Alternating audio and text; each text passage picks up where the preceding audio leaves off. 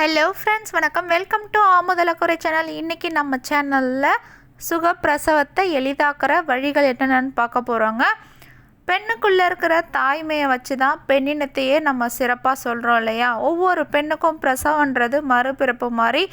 ஒவ்வொரு பெண்ணும் தவம் இருந்து தான் வலியையும் தாண்டி ஒரு உயிர் அந்த உலகத்துக்கு கொண்டு வரதுனால கடவுளுக்கும் மேலாக பெண்ணாக நம்ம சொல்கிறோங்க.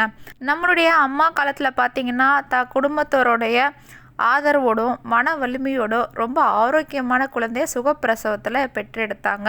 ஆனால் இப்போ சுகப்பிரசவன்றதே அங்கங்கே விரல் விட்டு எண்ணும் அளவுக்கு தான் இருக்குது, ரொம்ப ரேராக ஆகுது. அதுக்கு காரணம் என்னன்னு பார்த்திங்கன்னா, மருத்துவ காரணங்கள் இல்லாமல் வலியை தாங்க முடியாமல் நிறைய பேர் சிசேரியனை நோக்கி செல்கிறது தான் காரணங்க. இதே நீங்கள் ஆரோக்கியமான உணவுகளை சாப்பிட்டு நல்ல உடல் வலிமையோட மன வலிமையோடு இருந்தீங்க அப்படின்னா சுகப்பிரசவம்ன்றது ரொம்ப ரொம்ப ஈஸியான ஒரு விஷயங்க.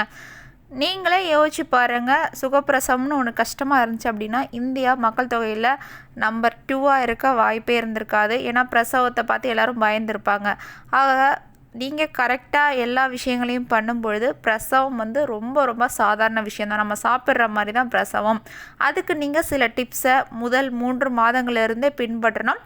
அந்த டிப்ஸை தான் நான் இப்போ சொல்ல போகிறேன். கண்டிப்பாக இதை கடைசி வரைக்கும் 10 மாதங்களும் பின்பற்றுங்க.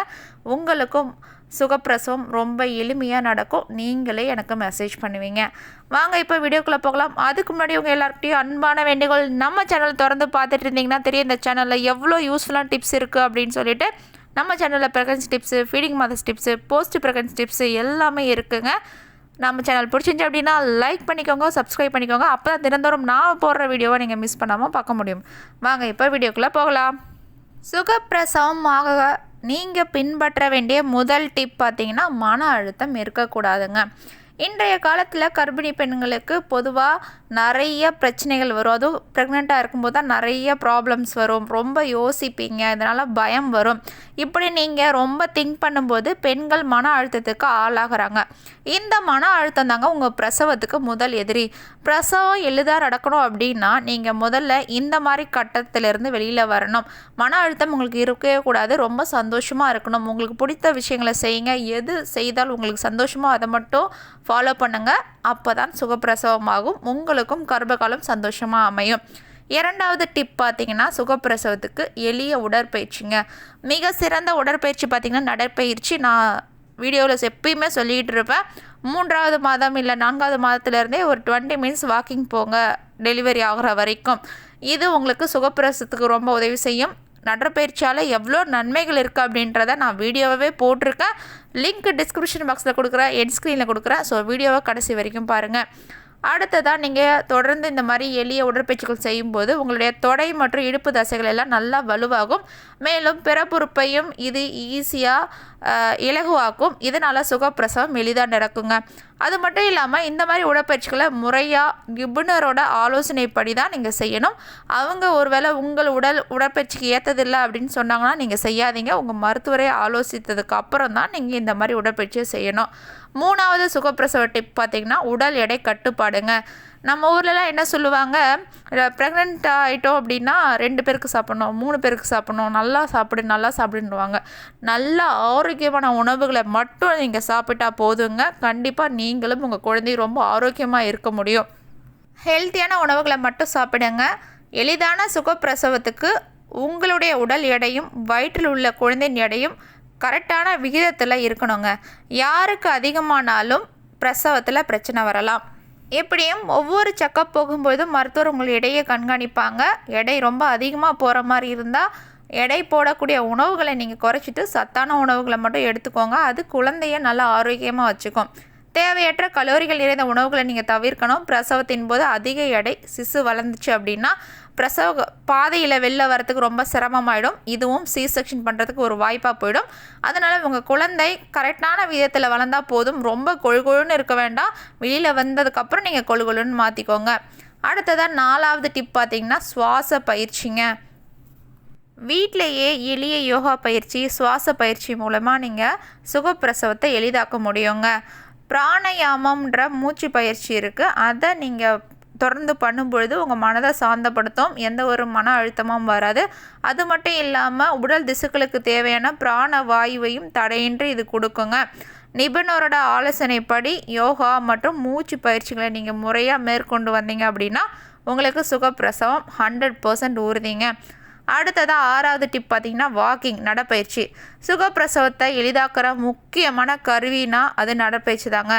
உங்களுக்கு பெயின் வர்ற வரைக்கும், ஏன் பிரசவம் நிகழ்கிற வரைக்குமே நடைப்பயிற்சி ரொம்ப சிறந்தது தான். தாராளமாக நீங்கள் செய்யலாம்.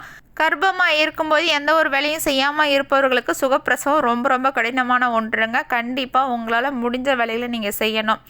அடுத்ததாக 6வது நேர்மறையான எண்ணங்கள் இருக்கணுங்க. அதுதான் சுகப்பிரசவத்துக்கு ஹெல்ப் பண்ணும். கர்ப்பகாலத்தின் பொழுது நாம் பேசும் விஷயங்கள், நம்ம சுற்றி நடக்கிற விஷயங்கள் எல்லாமே நேர்மறை எண்ணங்களாக தான் இருக்கணும். ஈஸியாக டெலிவரி ஆகிடுச்சு, ஈஸியாக நார்மல் டெலிவரி ஆகிடுச்சு இங்கே அப்படின்னு சொல்லிட்டு எங்கே பார்த்தாலும் நார்மல், அதாவது நேர்மையான விஷயங்களை மட்டும்தான் நீங்கள் கேட்கணுங்க. சில பேர் என்ன பண்ணுவாங்க, எதிர்மறையான விஷயங்களையே சொல்லிகிட்டு இருப்பாங்க. அதையெல்லாம் கர்ப்பிணி பெண்கள் மனத்துக்குள்ளே போட்டு குழப்பிக்கிட்டு இருப்பாங்க. அதெல்லாம் நீங்கள் கண்டுக்காதீங்க. நீங்கள் கரெக்டாக உங்களோட வேலைகளை செய்யும்பொழுது எப்போ நம்ம உடல் குழந்தையை வெளியில் கொண்டு வரணும்னு நினைக்குதோ அப்போ உங்களுக்கு பிரசவம் தானாக நிகழும், தானாகவே பெயின் வரும், எல்லாமே நடக்கும். நீங்கள் செய்ய வேண்டியதை நம்ம சொல்கிற டிப்ஸ் எல்லாம் ஃபாலோ பண்ணுங்கள். மற்றபடி எல்லாம் இயற்கை பார்த்துக்கொள்ளும். அடுத்ததாக 7வது டிப் பார்த்திங்கன்னா நிறைய தண்ணீர் குடிக்கணுங்க. தண்ணீர் அதிகமாக அருந்துறது தாய்க்கும் குழந்தைக்கும் ஆரோக்கியங்க. அது மட்டும் இல்லாமல் பனிக்கூட நீர் கரெக்டாக இருக்கிறதுக்கும் இதை உதவி செய்யும். ஸோ தண்ணீர் மிக மிக அவசியம். அடுத்ததாக 8வது டிப் பார்த்திங்கன்னா சுடுநீர் வைத்தியம்.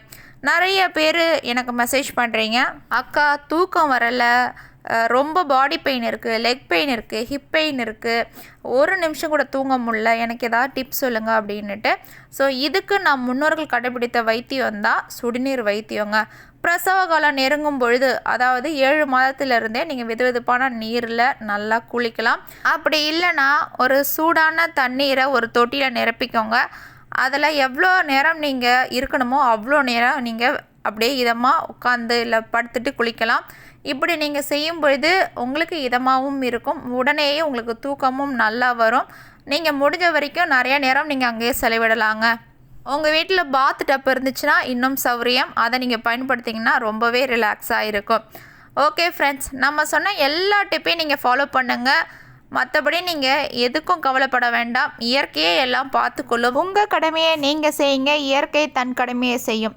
ஓகே ஃப்ரெண்ட்ஸ், இந்த வீடியோ உங்களுக்கு ரொம்ப பயனுள்ள தகவலாக இருந்திருக்கும் நம்புகிறேன். இந்த சேனல் பிடிச்சிருந்துச்சு அப்படின்னா லைக் பண்ணிக்கோங்க, சப்ஸ்கிரைப் பண்ணிக்கோங்க. அப்போ தான் தினந்தோறும் நான் போடுற வீடியோ உங்களை வந்து சேரும், நீங்களும் மிஸ் பண்ணாமல் பார்க்க முடியும். நாளைக்கு வேறு ஒரு இன்ட்ரெஸ்டிங்கான வீடியோட மீண்டும் சந்திக்கிறேன். என்ன வீடியோ வேணும் அப்படின்றத நீங்கள் கமெண்ட் பண்ணுங்கள், அதை நம்ம போஸ்ட் பண்ணலாம். ஏதாவது சந்தேகங்கள் இருந்தாலும் நீங்கள் கமெண்ட்டில் தெரிவிங்க, அதுக்கும் பதில் சொல்லப்படும். நாளைக்கு பார்க்கலாம். பாய்.